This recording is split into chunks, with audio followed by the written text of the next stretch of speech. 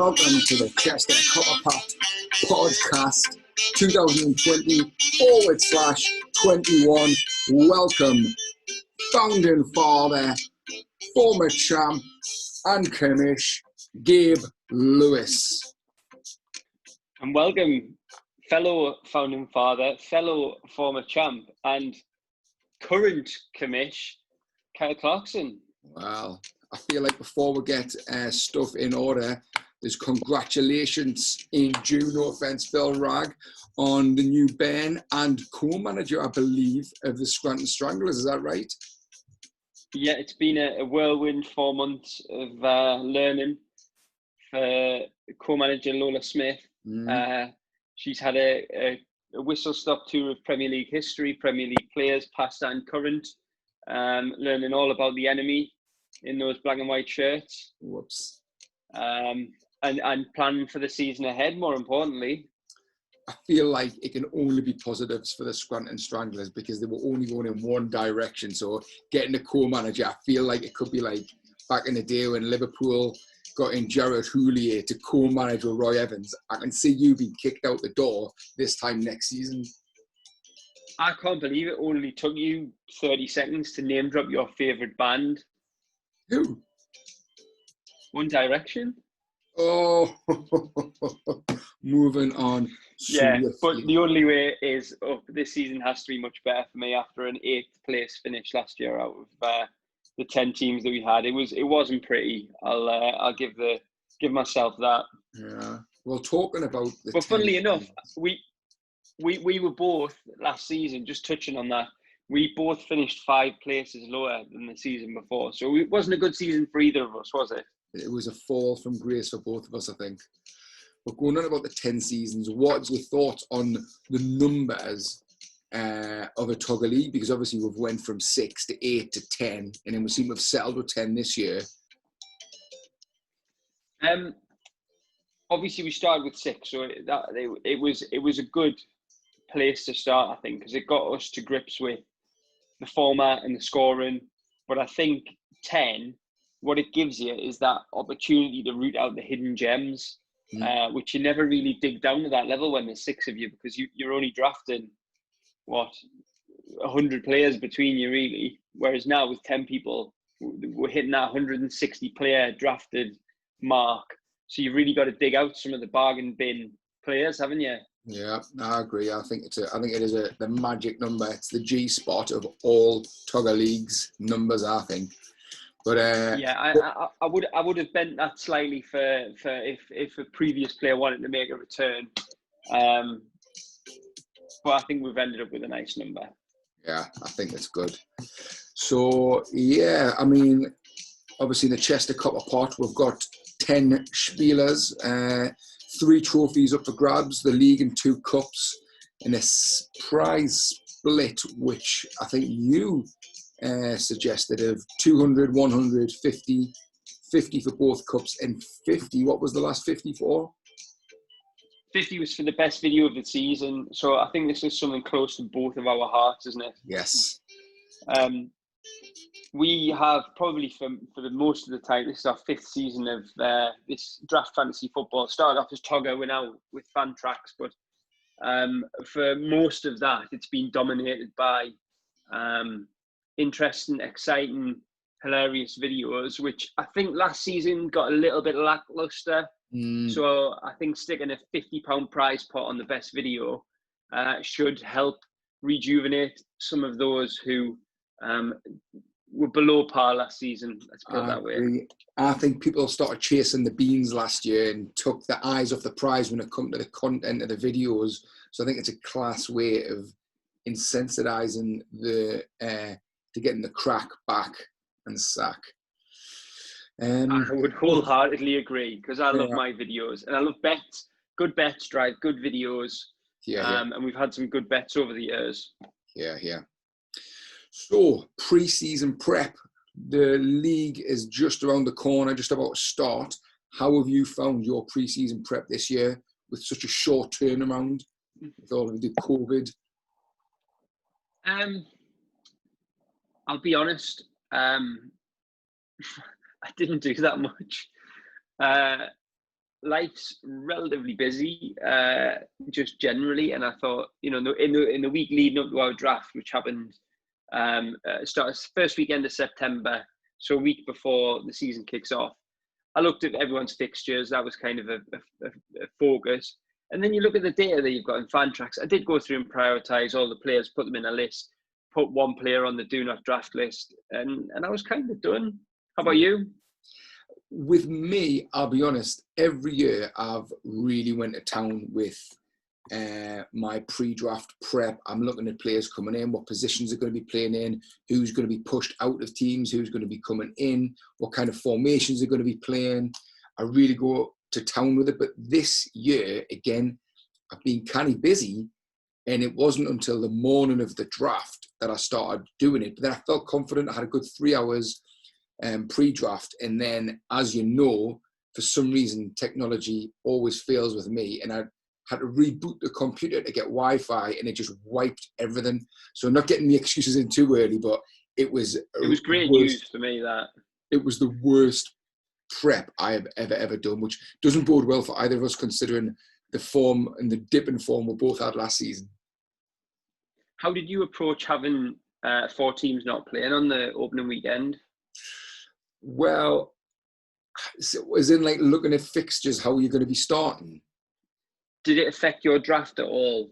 The Man United and Man City, as well as Villa and someone else, don't play the first weekend. Did it impact who you picked?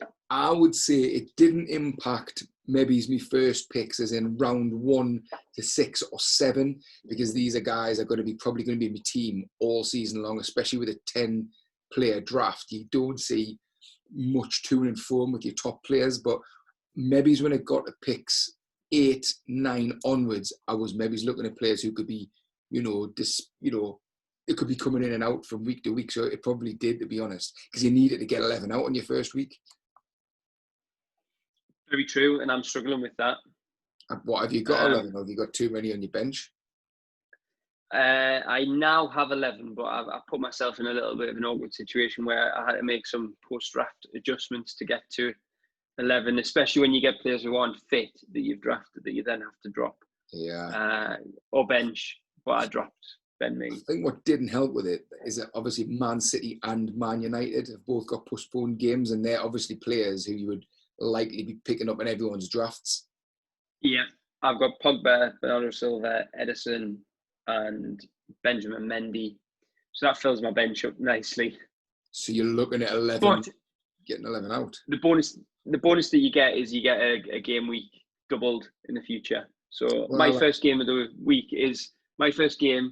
season is bottom of the league from last season. So, I mean, if there's ever a week to be able to afford to not field a full team, surely it's this week for me. Well, in stark contrast, I'm playing last year's champ Jura, so it's not looking too clever for me to get off to the best of starts. You never know. Previous champions, there's a lot of pressure on us, I think, and Jura now joining that club with the star above the crest. Very true. Very true. Jura, he wasn't too keen on how we were sorting our draft order, and there was a lot of mass debates over how we set who was going what in what order. And I know you've got your opinions that you don't think it should be reflective of the previous season standings. So before we get into that conversation about the draft order, I think I would just like to pause for a second and talk about the commissionership approach during the off season, because I think that is a nice apt lead in. Right. I think it's fair to say we had lockdown, which was like an off season. We then had a condensed finish to the season, and then another period of no football. Yes. And we finished the season, most of us at a socially distanced end of season bash, and everyone was chomping at the bit to get back into the season and start talking about how do we decide this and how do we decide that. And I don't think that went down too well with everyone, did it? What do you mean? Your let's just say your lack of content in that off season until the very last week when they did all come together. I'll give you that, but you let everyone have their arguments about, is it spoof, is it random, is it not? And I think you were just sat back smiling. This is exactly the grin I had on all the time, keeping everyone on their toes. And for some reason, there's some people in our group who like to get their knickers in a twist over very little things. So I found it a prime... I mean, I'll put my hand up and say I'm guilty of that, most definitely in the past. I found it a prime opportunity to get my fishing rod, throw it out at the sea and just let it. And I just let it out there with a bit of bait on. And I just went out, had a bite to eat and come back and see who I'd caught. And I think there was a few that Bry was high on the list. Colo's always up there. But we had a new guy in Jura who was getting real vexed at the thought of playing spoof for... So would you like to explain your spoofed Dragon's Den 30-second pitch on how we were going to decide the draft order? I'm adamant. We've done it once before and it worked perfectly. So everyone has 3 coins. Everyone's in a circle. So there'll be 30 of us. 10 of us. So maximum of 30 coins, minimum of 0. Everyone goes, guesses. First one out gets the first pick of draft, all the way down to the last person. And you get to choose which draft order you're at. 100% luck-based, but it adds a bit of spice, a bit of crack, not just picking a name out of a hat. It basically, it's what all the Chester Copperpot's about, isn't it? It's about having a bit of video content, having something a bit different, and it was going to be perfect, but we just couldn't get the consensus there. I didn't want to really have anyone throwing toys out the Iran on the very, very first day. No, and I think it was perceived to be a skill-based game over a luck-based game. Yeah. Not helped by Wikipedia saying that it was a skill-based game. And then further reinforced that it was a skill-based game by the fact that when we played this post-draft, the expert, the commissioner, Mr. Kyle Clarkson, was the first man out in both rounds that we played. So I think Spoof will forever go down as... very fortunate. Yeah, as probably in the future is going to be a draft suggestion that is immediately poo-pooed by 2 of our top 3 from last season. Yeah, well, do you want to explain what we did end up doing to finalise the draft order positions? So this was a very, very quick thought from me. We were having lots of WhatsApp conversations about what we could do that was random, onion sacks as previous seasons, or names out of a hat, which none of us were that keen on. And I sort of said, well, why don't we just pick the place that we want to draft? The clause being, if you pick the same as somebody else, you don't get it, you go back in, do another round of picking. And I actually think that it worked really well. It was a lot of fun. It was a good laugh. Yeah. And no one was too upset afterwards. I think it worked an absolute treat. It was a great idea, and it had the right amount of crack level, but a right amount of seriousness that nothing could be fiddled.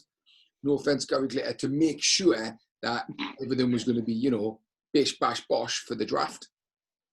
And my highlight of doing that picking of the draft order was the AFC Ragman's manager, Man Rag, was adamant that he won first pick. He said, look, I'm picking, we had a deck of cards each, or ace to 10 in cards each out in front of us. And he had his ace out and he said, look, I'm picking ace every time. Everybody else can pick around me because I'm picking ace now on Kevin De Bruyne. And I think it was the first time that he deviated from ace, probably after about 15 rounds. Somebody else picked ace at the same time, as they had every other round, which is how he was still there. And he didn't get first pick. And I think he was a bit upset about that. I think he was a bit miffed, wasn't he? But it was hilarious. It was great. I loved it. It was the fact that he was being so stubborn and just having his ace out, and then the 1 minute he changed. So fair play. I mean, in a 10-player league, where do you think is the ideal draft position? it's interesting, isn't it? Because if you talk about, so we use the snake hips method, don't we? Where you're going backwards and forwards. So 10th pick gets 11th pick, and first pick gets 20th pick. So really, after 2 rounds, it's relatively even. But obviously, that first round is so important. If you're near the start, you've got the pick of, I think this season really it was KDB or Bruno Fernandes with the big names. Yeah. But then you've got to wait until 19th, 20th pick, which is always a risk because you don't know who's going to be left by that point. Last season proved that if you pick 10th, you can win the league because Jura did with Sonny Mani Happy Days. So I don't think there's a bad place to draft. No. Do you think that because we had that whoever was 10th pick had first dabs at waivers, and obviously we knew there was going to be waivers going through before Tuesday, do you think that played a part in Jura, the current champ, going back for 10th place? It could have done. It would have done more so if Messi hadn't have committed his future to Barcelona. Yeah, true. Before the draft. He ended up taking first wave with James Rodriguez, where he would have gone in the draft. I'm not that sure actually if he would have gone that high. No. He wouldn't have been, first 2 or 3 rounds maybe, because to me it smacks of, Falcao or Higuain coming to the Premiership and just doing nothing. Exactly. End of a career, sell some shirts for the club. A few decent appearances through the season, everyone's happy. Fantasy managers probably excluded from that. So yeah, it's a benefit getting first draft, but for me, it's not a deal breaker. I picked 6th. I was going for the first. I was with AFC Ragman with the ace out there the first few rounds, but I wanted KDB. But then, all other positions were going, your 3rd and 4th went, and I think 10th and 9th went. I thought, well, 6th for me, you're the right side of the waivers and you're close enough to get a good first pick. So I think I was quite happy with 6th pick. Who was your first pick? Son. See, for me, there was an elite 5. So if you were going to be in the top 5, I think go for it. And if not, I would want to be further down the list. Maybe it's like an 8th or a 9th. So who were your elite 5? So my elite 5, which I think of from most leagues when I'm looking at the drafts, were obviously KDB and Bruno, Mane, Salah, who I had last season, and Sterling. But to be honest, I think Sterling could be touching cloth. I think it's an elite 4 this season. But, based on last season. You got Sterling, didn't you? Sorry? You got Sterling, didn't you? I got Sterling as 5th pick, and I'm not that fussed about him, to be honest. I wouldn't have normally. I felt like I couldn't not pick him being in 5th position.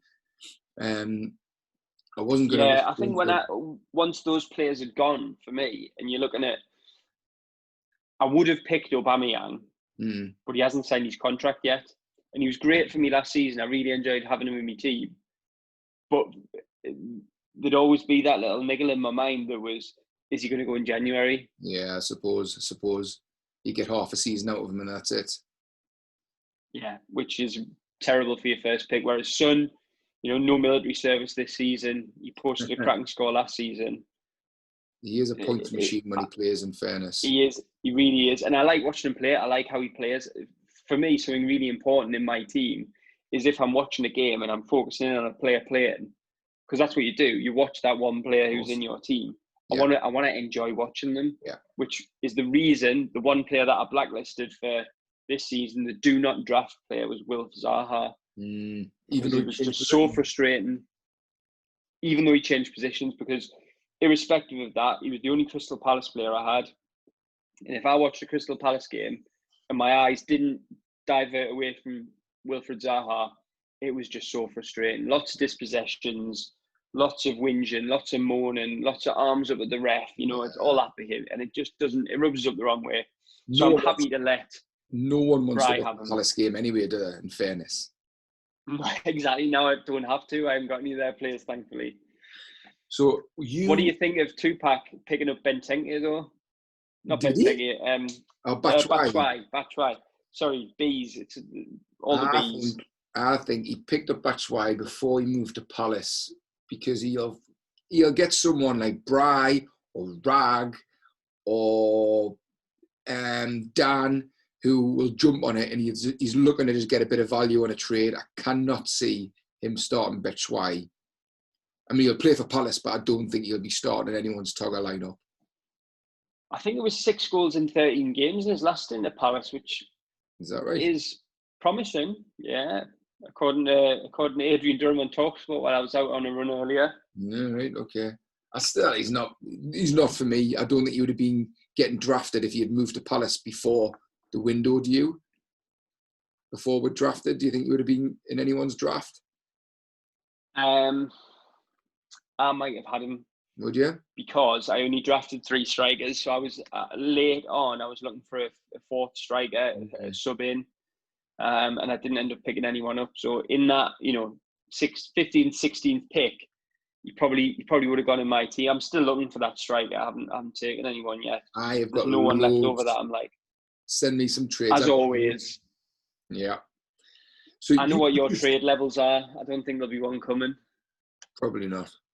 So you made some interesting stats after the draft, and what you did was you ranked everyone's draft players and compared them with the last season's returns.